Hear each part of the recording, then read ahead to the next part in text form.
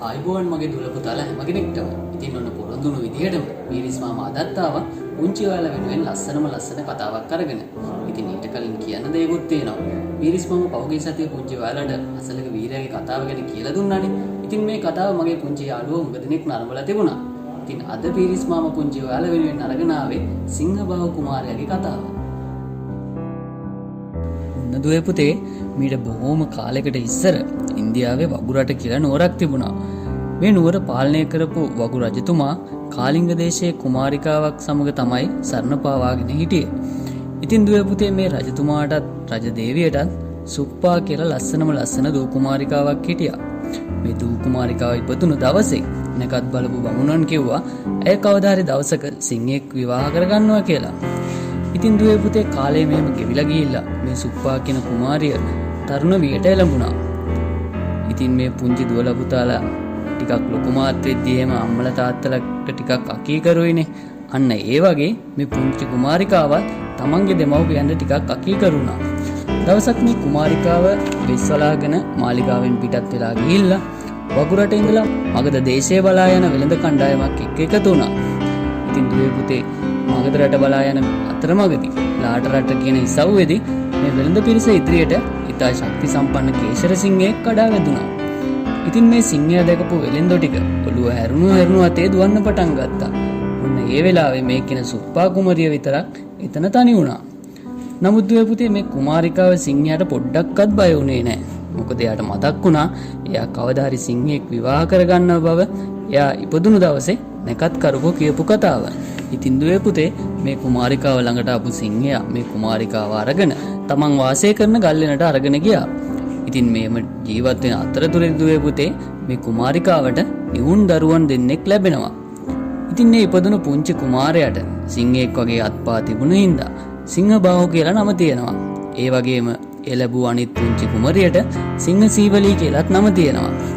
ඉතින් දුවේ පුතේ කාලය මෙහෙම ගෙවිලා ගිහිල්ලා මේ සිංහබාහු කියන කුමාරයයි සිංහසීවලී කියන කුමාරියයි ටිකෙන් ටික දැනුම් තේරුම් තියෙන වයසට එනවා.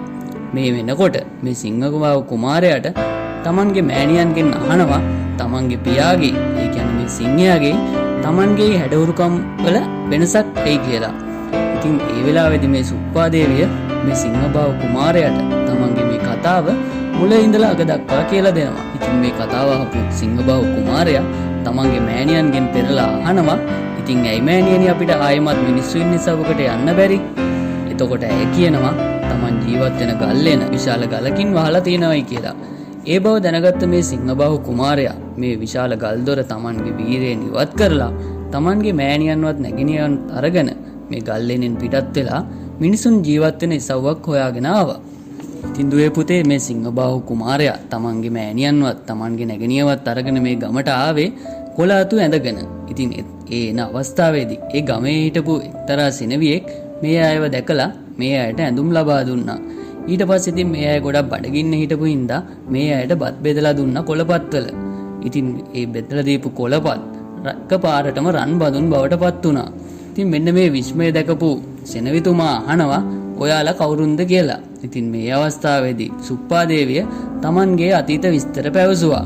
ඉතින් බලනකොට මේ සෙනවියා තමන්ගේ නැන්දනියගේ දුව බව අඳුරගත්ත මේ සෙනවිතුමා ඇයව අරගෙන නැවතත් වගුරටට ගියා. එහෙම ගිහිල්ලා ඇයත් සමග වාසය කළා. ඉතින් දුවේ පුතේ පුරුදු විදියටම කැලේ ගිහිල්ලා ආහාර පාන හොයාගෙන ආපු මේ සිංහයා දකිනවා වෙනද වගේ තමන්ගේ ගල්ලෙන ඇතුලේ තමන්ගේ බිරිඳත් ඒ වගේම දරුවෝ දෙන්නත් හිටියේ නැහැ කියලා. සිංහයා දකිනවා මේ ගල්ලෙනේ දොර කවුරු හරි අරගෙන ගල්ලෙනෙන් පිටත් වෙලා ගිහිල්ලා තියෙනවයි කියලා. ඉතින් දුවේ පුතේ මේක දැකපු සිංහයා බොහොම කලබලයටපත් වෙනවා. ඉතින් දුවේ පුතේ සිංහයා තමන් අසල්වාසී ගම්වලට පැනලා ගම්වැසියන් පස්සේ එලව තමන්ගේ දරු දෙන්නවත් බිරිඳවත් හොයන්න පටන් ගත්තා. ඉතින් මේ සිද්ධිය නිසා දුවේ පුතේ ගම්වැසියෝ ගොඩක් කලබලයටපත් වෙනවා. ඉතින් දුවේ පුතේ මේ ගම්වල හිටපු මිනිස්සු මේ සිංහයා කරන කලබලය ගැන ඒ රටේ රජතුමාට සැලකර හිටියා. ඉතින් සිංහයා මරන්න පුළුවන් කෙනෙක් හොයලා ඒ කෙනාට මසුරන් 1000ක වටිනා ත්‍යාගයක් දෙනවයි කියලා ඒ රජතුමා අඬබෙරයක් යවුවා. නමුත් දුවේ පුතේ සුප්පා දේවිය ඒකට කැමති වුණේ නැහැ. ඉතින් දුවේ පුතේ මේ සිංහයාව මරන්න පුළුවන් කෙනෙක් හිටපු නැති නිසා රජුරුව නැවතත් අඬබෙරයක් යවනවා මසුරන් 2000ක් දෙනවයි කියලා. ඉතින් ඒ අවස්ථාවේදීත් සුප්පාදේවිය තමන්ගේ සිංහබාහු කුමාරයාට කියනවා මේ වෙනුවෙන් ඉදිරිපත් වෙන්න එපා කියලා.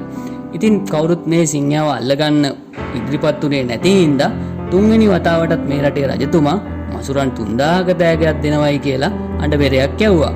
ඔන්න දුවේ පුතේ ඔය අවස්ථාවේදී මේ මසුරන් 3000 අරගෙන සිංහයාව අල්ලලා ගෙනත් දෙනවයි කියලා ඒ අභියෝගය සිංහබාහු කුමාරයා බාරගත්තා. එහෙම බාර අරගෙන ඒ බව රජුරවන්ට දැන්නුවා. ඉතින් දුවේ පුතේ මේ මසුරන් 3000 අරගෙන මේ අභියෝගය බාරගත්ත සිංහබාහු කුමාරයාට වගු රජතුමා කියනවා නුඹ විසින් මේ සිංහයා ගෙනේ නම් මම නුඹට මේ නුවර පාවා දෙනවයි කියලා. ඉතින් දුවේ පුතේ මේ සිංහබාහු කුමාරයා දුනු ඊතලයම අරගෙන නැවතත් ගියා සිංහයාගේ ලෙන තියෙන පැත්තට. මේව යනකොට මේ සිංහයා දකිනවා තමන්ගේ සිංහබාහු කුමාරයා තමන් හොයාගෙන එනවයි කියලා. ඉතින් දුවේ පුතේ මේ සිංහයා හිතුවා තමන්ට ආදරෙන් තමයි මේ සිංහබාහු කුමාරයා තමන්ව හොයාගෙන එන්නේ කියලා. ඉතින් දැඩි සතුටටපත් වෙච්ච සිංහයා ඊටම වේගයෙන් කුමාරයාගේ පැත්තට දුවගෙන ආවා. ඉතින් දුවේ පුතේ මේ අවස්ථාවේදී මේ සිංහබාහු කුමාරයා තමන් ළඟ තිබුණු එක ඊතලයක් අරගෙන සිංහයාට විද්දා. ඊතලයකින් විද්දත් ඒ සිංහයාගේ හිත ඇතුලේ මෛත්‍රී සාගත සිතුවිලි තමයි ඒ වෙලාවේ ඇති වෙලා තිබුණේ. මොකද ඒ තමන්ගේ පුත් කුමාරයානේ. ඉතින් මේ මෛත්‍රී සාගත සිතුවිල්ල නිසා ඒ යවපු ඊතලය සිංහයාගේ නළලේ වැදිලා නැවතත් සිංහබාහු කුමාරයාගේ කකුල ගාවට වැටුණා. ඉතින් දුවේ පුතේ මේ විදිහට මේ සිංහබාහු කුමාරයා අවස්ථා 3කදීම ඊතලය යවුවා. නමුත් දුවේ පුතේ ඒ අවස්ථා 3ෙදිම ඒ ඊතල නැවතත් සිංහබාහු කුමාරයාගේ කකුල ගාවට ආවා.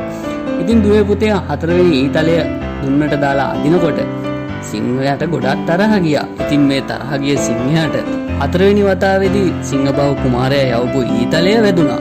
එහෙම වැදිච්ච සිංහයා ඒ අවස්ථාවේදීම මරුමුවටපත් වුණා. ඉතින් දුවේ පුතේ මේ කේසර සිංහයාගේ හිස අරගෙන සිංහබාහු කුමාරයා ආයෙමත් වගු රටට ගියා. ඉතින් මේ වෙනකොට වගු රටේ පාලනය කරපු වගු රජුරෝ මිය ගිහිලා දවස් 7ක් ගත වෙලා තිබුණා.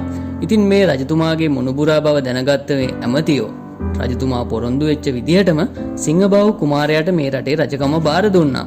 ඉතින් තමන්ට ලැබුණු මේ රජකම ප්‍රතික්ෂේප කරපු සිංහබාහු කුමාරයා තමන් ඉපදිච්ච ප්‍රදේශයට තමන්ගේ නැගණිය සිංහ සීවලීවත් අරගෙන පිටත් වෙලා ගියා. ඉතින් එහෙම ගියපු මේ සිංහබාහු කුමාරයා ඒ නුවරක් ඉදි කරලා ඒ නුවරට සිංහපුර කියලා නමක් තිබ්බා. සිංහපුරේ රජකම් කරන සිංහබාහු කුමාරයා බොහෝ කාලයක් මේ සිංහපුරේ රජකම් කළා. ඉතින් දුවේ පුතේ මේ කතාවේ අපිට වැදගත්ම දේ තමයි මේ සිංහබාහු කුමාරයා තමයි අපේ රටේ පළවෙනි රජුරෝ විදිහට අපි සලකන විජේ කුමාරයාගේ පියාණන්. ඉතින් දුවේ පුතේ සිංහබාහු කුමාරයාගේ කතාව පුංචි ඔයාලට කියන්න තවත් විශේෂ දෙයක් තියෙනවා. ඒ තමයි වර්ෂ 1961 අගෝස්තු මාසේ 31 වෙනිදා මහාචාර්ය දිරිවීර සරච්චන්ද්‍රයන් විසින් මේ කතාව නාට්‍ය කෘතියක් බවට පරිවර්තනය කරනවා. ඉතින් මේ නාට්‍ය කෘතිය ලංකාව ඇතුලේ බොහෝ කාලයක් ජනප්‍රිය නාට්‍යයක් බවට පත් වෙලා තියෙනවා. ඉතින් දුවේ පුතේ අනාගතයේ යම් දවසක අපේ රටේ රංගන ශිල්පියෙක් රංගන ශිල්පිනියක් විදිහට නාට්‍ය කලාවට ඒ වගේම සිනමාවට ප්‍රවිෂ්ඨ වෙන්න බලාගෙන ඉන්න පුංචි ඔයාලට මේ කතාව අනිවාර්යයෙන්ම නැරඹිය යුතු නාට්‍යයක්. ඉතින් දුවේ පුතේ මේ වගේ තවත් ලස්සන කතාවක් අරගෙන යලිත් දවසක පුංචි ඔයාලව හමු වෙන බලාපොරොත්තු වෙන අදට ඔබෙන් සමුගෙන යනවා. ඊනෙන් නම් පීරිස් මාමා ඔයාලා හැම කෙනෙක්ටම සුබම සුබ දවසක්.